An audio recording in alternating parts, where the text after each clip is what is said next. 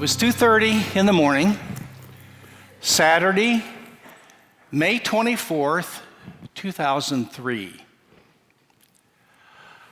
I woke up with a start. It felt like I had sensed that there was a wild animal, a lion or a tiger, in my house.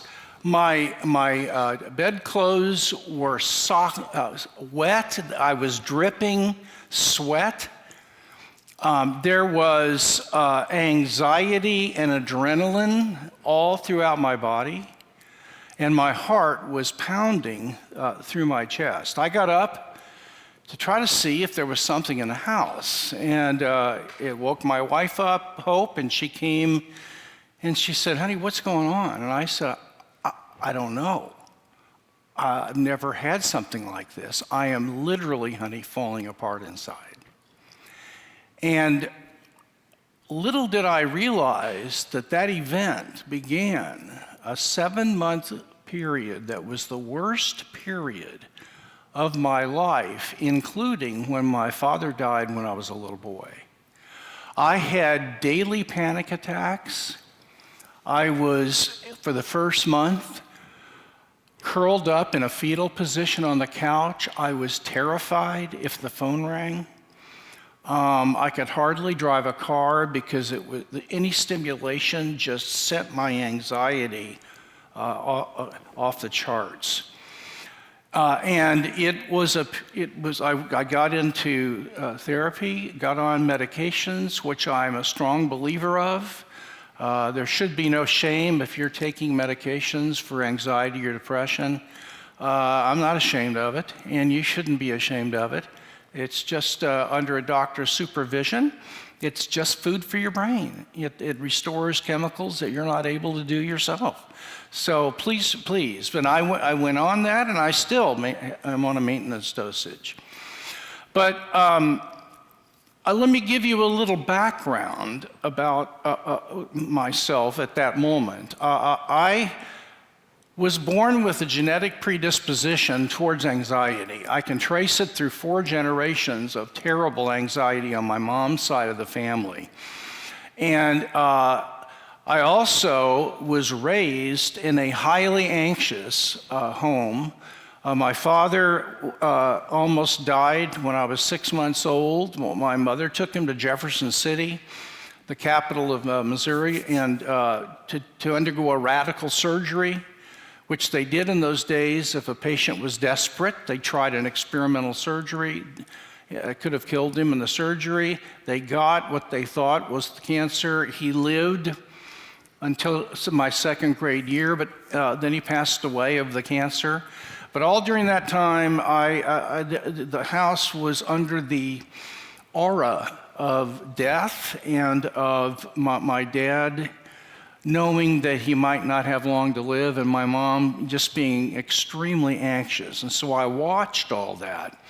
And I was a pretty observant little guy, and I think I internalized it. So throughout most of my life, I was kind of high energy. But I never was dysfunctional. I was always able to sort of live my life, and until May 24th, which was the day after school ended, and I had just finished the single most stressful year of my entire teaching career at that time. Well, I got into counseling and got on meds and began to kind of redouble my efforts to learn to worship and to pray through the Psalms. And the day after Christmas, it lifted. And I was okay for about 10 years. And then I had another school year that was the 2nd hardest school year I had ever had.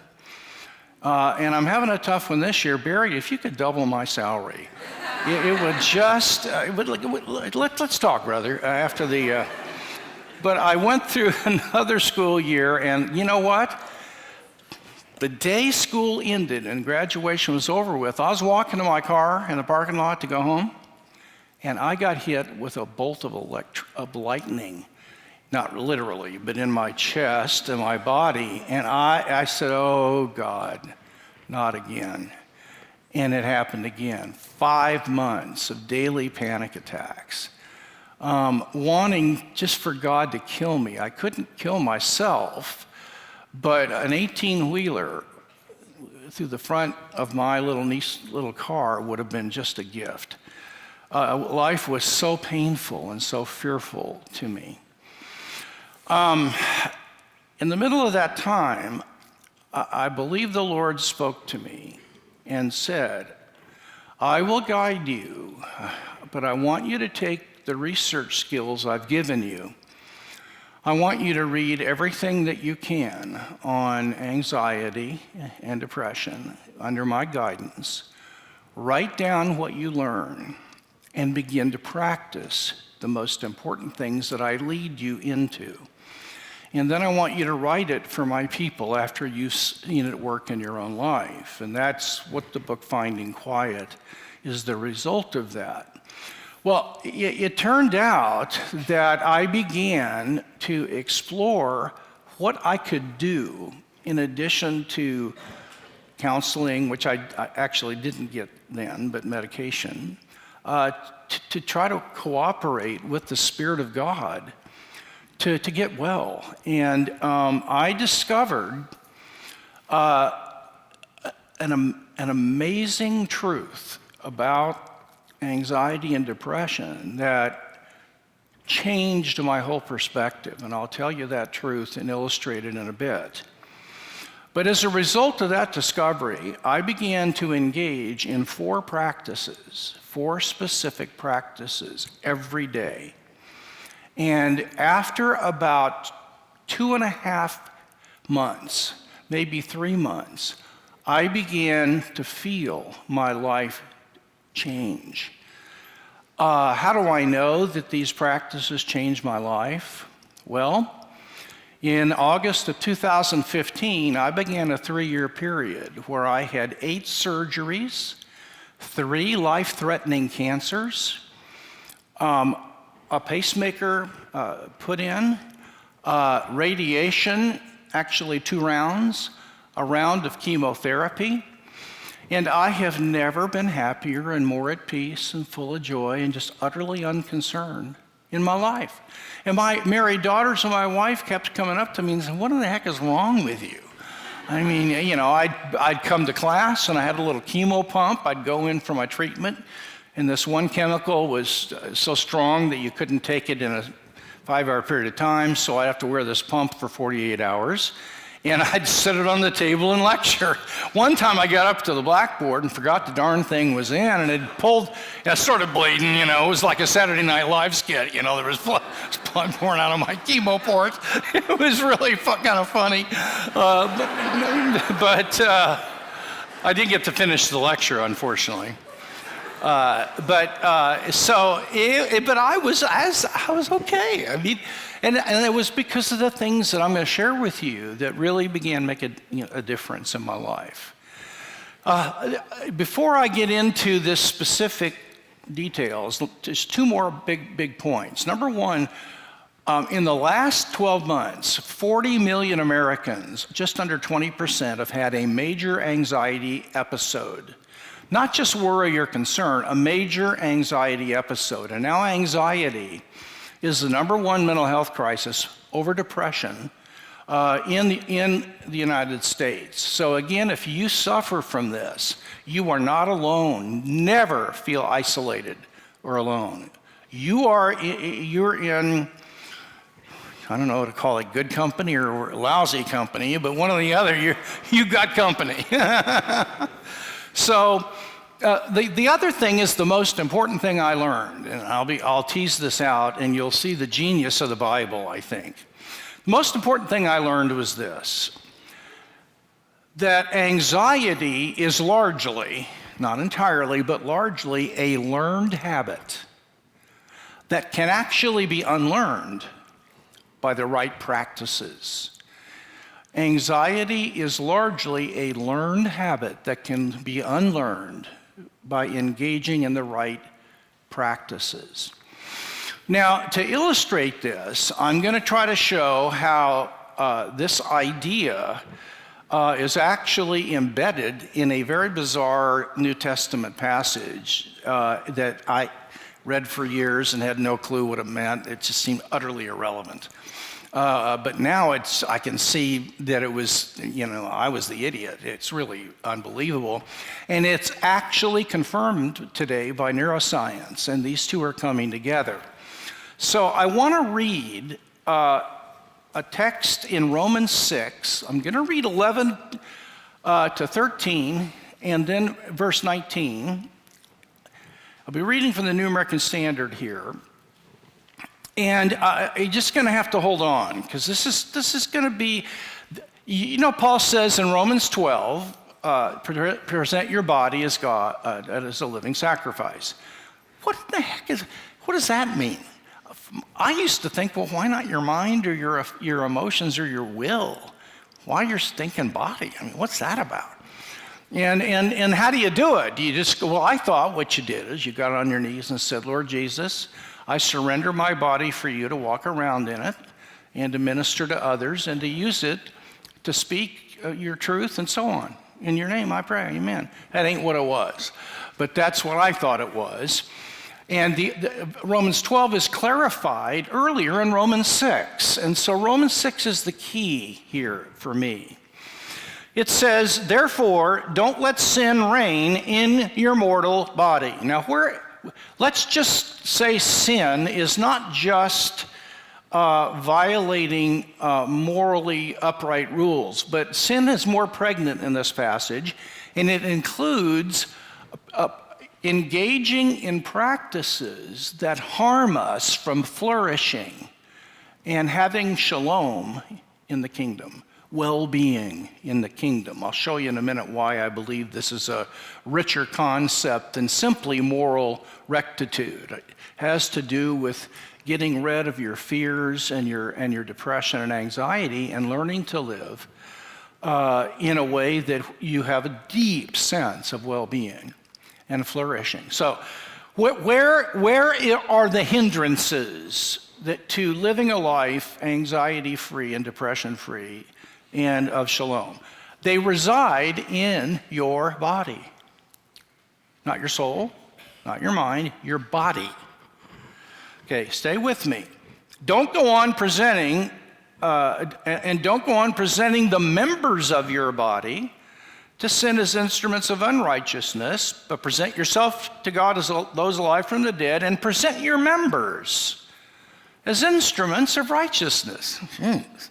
I'm speaking in human terms because of the weakness of your flesh. For just as you presented your members as slaves to impurity and lawlessness, so now present your members as slaves to righteousness, resulting in sanctification. There's the tie. So that the concept is that if you want to mature and literally have love and joy and peace and patience growing into your character, you have to learn how to present your body parts and your regions of your body, like your facial regions, to God as instruments of unrighteousness. Now, how do you do that? Well, let me give you 4 concepts I want to define, and then I'll illustrate it and then apply it. First is the notion of a habit. A habit is a tendency to think, feel, or act a certain way without choosing to do so. A habit is a tendency to think or to feel or to behave in a certain way without choosing to do so. Some of you get up in the morning, or you are around people and you walk away saying to yourself, I am such a loser. Just made a fool of myself. People are talking about me. You don't choose to do that. That's a habit of the way you talk to yourself. Others of you get up in the morning and you go, ugh, it's going to be a bad day. And you feel terrible. And that is a habit that you're in. You can have habits of behavior. I have penmanship habits. I have lousy handwriting. My wife can never read a note that I leave for her on the phone. Yes, we still have a house phone. And so we have habits. Now, character is the second term. Character is the sum total of your habits. Character consists in your habits. Your habits constitute who you have become habitually. The next two concepts are body and flesh, soma and sarx. The body is an ensouled biological structure. You're looking at my body now. It has organs, it has systems like the circulation system, and it has regions like the forehead and the upper facial region. Now, what is flesh? Okay, here it is. Flesh are the habits contrary to flourishing in the kingdom that reside in specific body parts.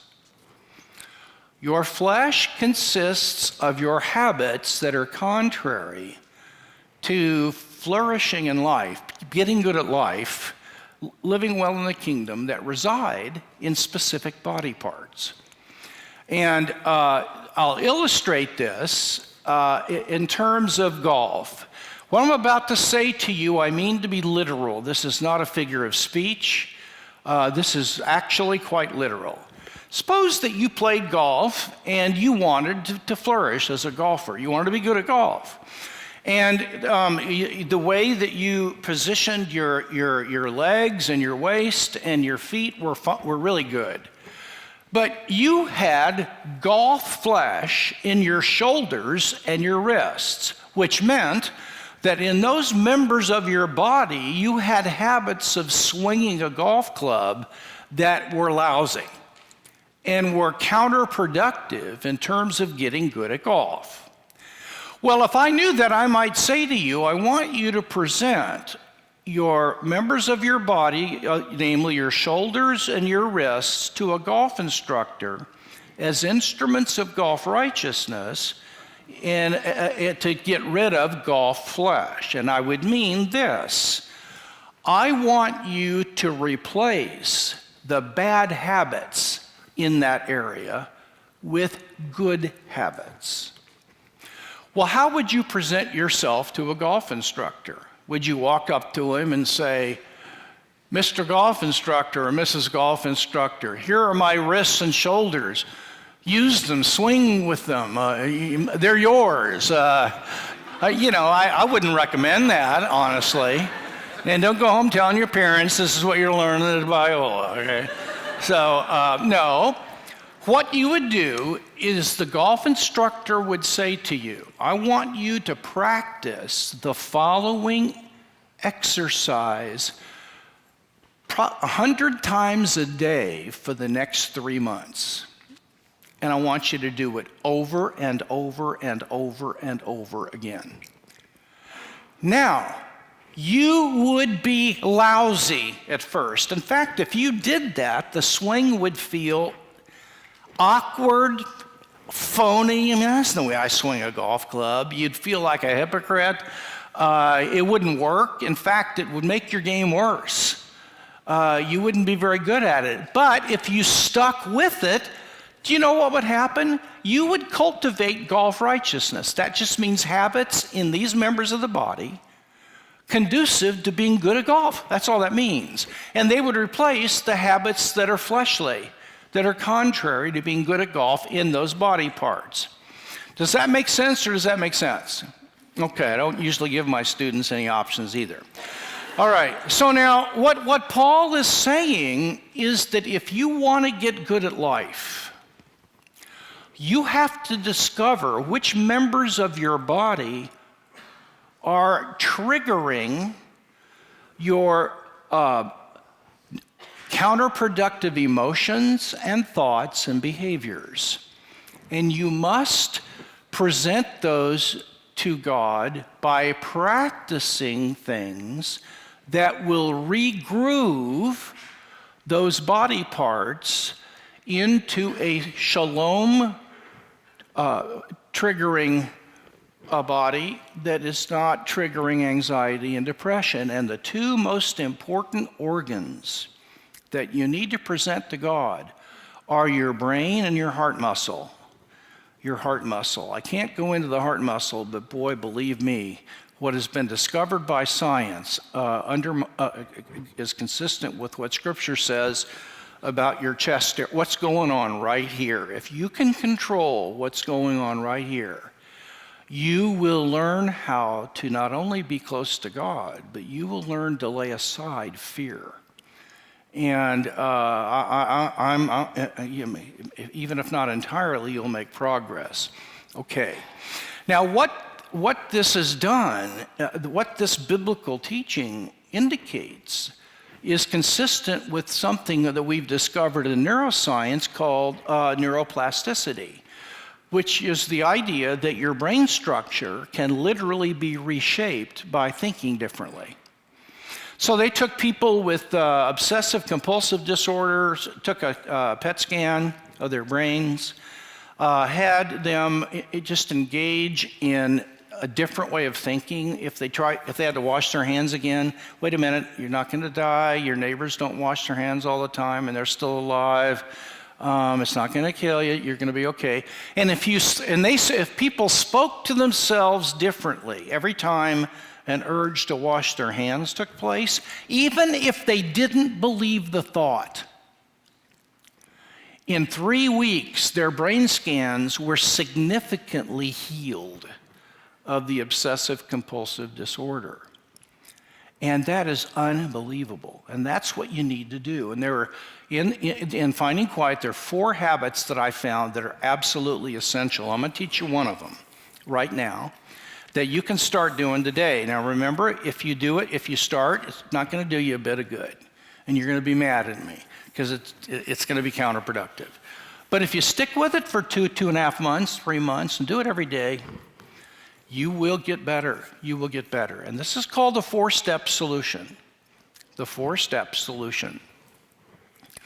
It is deeply biblical, but it was discovered by a neuroscientist Christian who teaches at UCLA. And the purpose of this is to help you get rid of anxiety and depression producing self-talk. What we've learned is one of the main things that causes anxiety and depression are not fearful circumstances, but how you interpret and think about them. The real problem isn't anxiety, it's having anxiety about getting anxious. And then we ruminate, and then we go, I've been in that tunnel, and it's not pretty down there. So the first thing you want to learn to do is to stop talking to yourself that way. The problem is the self-talk is habituated. It's a habit. So we're not aware we're doing it. And then we end up at 1 o'clock in the afternoon and we're scared to death and we don't know what happened. Well, we've been telling ourselves things that trigger our adrenaline and anxiety chemistry and because of the self-talk. So the first thing you want to do is to learn to spot and relabel the self-talk. You spot and relabel it. Let me explain. When I get up in the morning, I pray Psalm 139, 23 to 24, which says, "O Lord, search me," and that means my whole body, and I'll do a body scan. I want to know what feelings are in my body. Search me and know me. Examine me and know my heart. Try me and see if there's any way of pain, which I think means a way of fear or anxiety or depression or anger in me, and lead me to shalom. Lead me to shalom. So I invite the Lord to help me notice my self-talk. I want to be able to start noticing it, okay?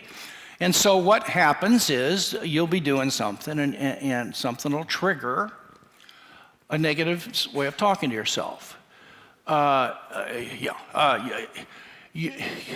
when when you go to the meeting tomorrow to study, everybody's going to find out how stupid you are and that you don't know anything. That just gets triggered. You're not even aware of it. It just happens.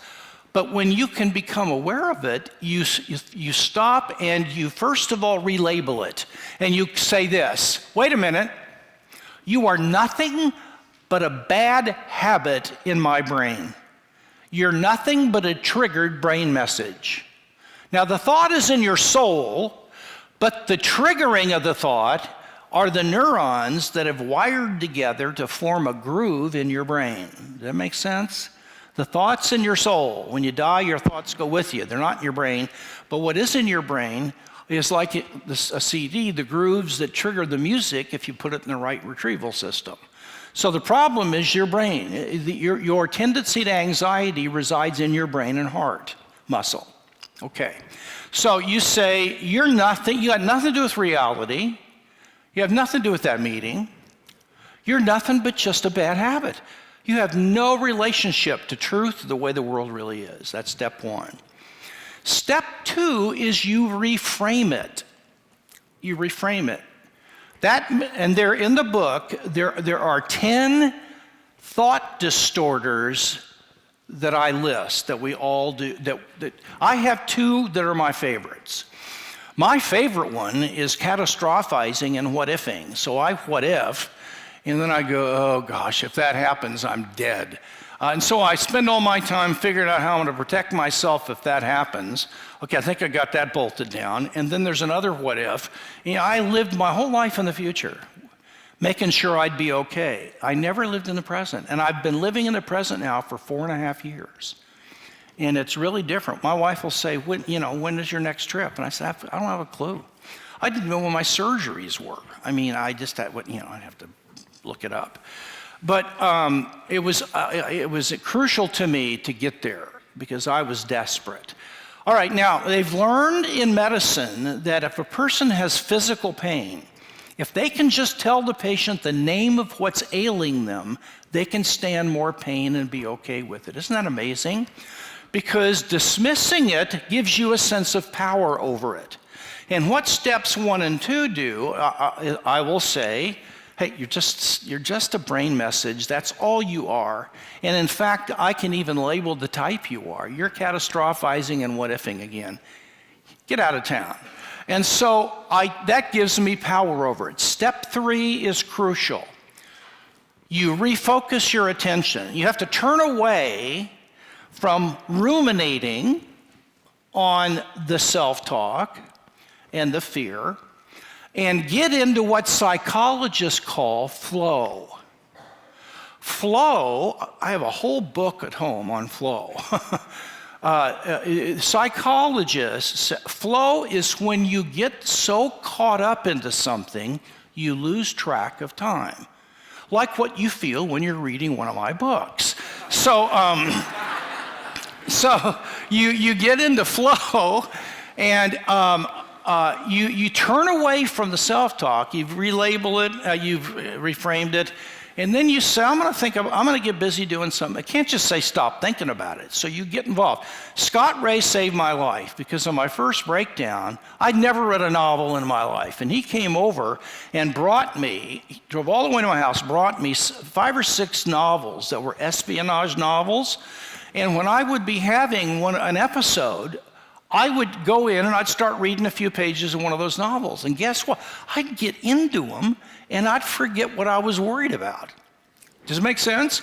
And it doesn't have to be spiritual. It could be. I mean, whatever's true, lovely, and so on, think about these things. But it could be, I checked the Kansas City Chiefs websites. I might not after this weekend, because if they lose to the Raiders, it's baseball season. But I check I would check certain websites. I would, there were certain things I did. You find your own way of getting distracted. Now, when I first started doing this, it took me about 20 minutes to get into flow. Now it takes 2 minutes because I practice it. Okay, does it make sense? Then, after you get into the flow, the power now is gone, and you can actually go back to that troublesome thought and reevaluate how you did. Now, I'm out of time, but this is one practice that of the 4 that I learned that is designed to help you get rid of the flesh in your brain, which triggers automatically anxiety-producing ways of thinking and feeling and behaving without you even knowing it's doing it, and to be able to replace that over time with peace triggers and joy triggers. And you don't forget, you won't be good at this in the early stages, so don't get down on yourself and quit. If you stick with this, and some of the other practices are helpful too, you will change, and it will take 2 to 4 months, and you will see a noticeable difference. That's the truth. Now, I want to just summarize with this. First of all, I want you to have hope. I was really messed up, and I could still have anxiety and depression in the future. I'm not foolproof, but I'm so much better than I was, and I'm able to handle it. So be hopeful, because you can get better. I mean it, you can get better. Number 2, remember this, that a lot of your anxiety is a learned habit that is now just triggered automatically by your brain and your heart muscle. And you can get rid of those habits and replace them with peace and joy triggers if you engage in the right practices. And the 4-step solution is one of those practices. Discover who you're called to be at Biola University, a leading Christ-centered university in Los Angeles, with programs on campus and online. Subscribe for more of our videos and learn more at biola.edu.